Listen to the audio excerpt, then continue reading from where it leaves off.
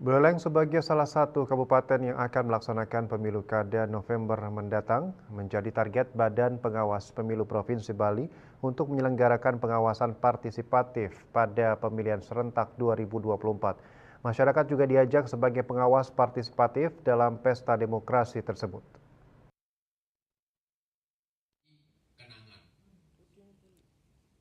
Geliat dinamika politik di Buleleng lebih dinamis dari 9 kabupaten kota di Provinsi Bali. Oleh karena itu, Bawaslu Provinsi Bali lebih intens untuk mengadakan kegiatan di Buleleng.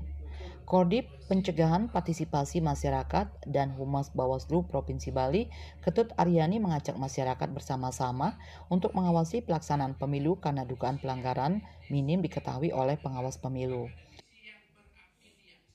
Kasus yang terjadi di pemilu 2024 itu masih menunjukkan bagaimana kita selaku pemilih masih belum cermat, masih belum paham terkait dengan regulasi dan aturan. Kenapa saya katakan demikian? Di beberapa tempat di Kabupaten Buleleng, di beberapa TPS khususnya di Kecamatan Buleleng, satu ada penganiayaan pada saat pelaksanaan pemilu. Kedua, ada pemungutan suara ulang. Itu terjadi di Kecamatan Banjar. Keduanya di Pedawo dan di Temukus.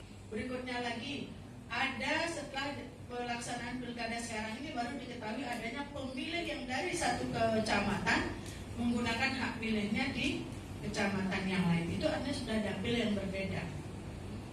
Nah, dari situlah kita bisa pastikan masyarakat itu masih belum peduli. Belum banyak yang peduli terkait dengan pelaksanaan pemilu.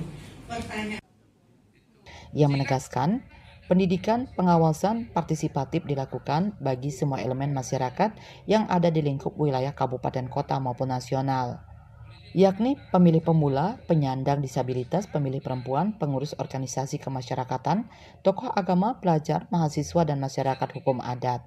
Yasri Yuli, Bali TV.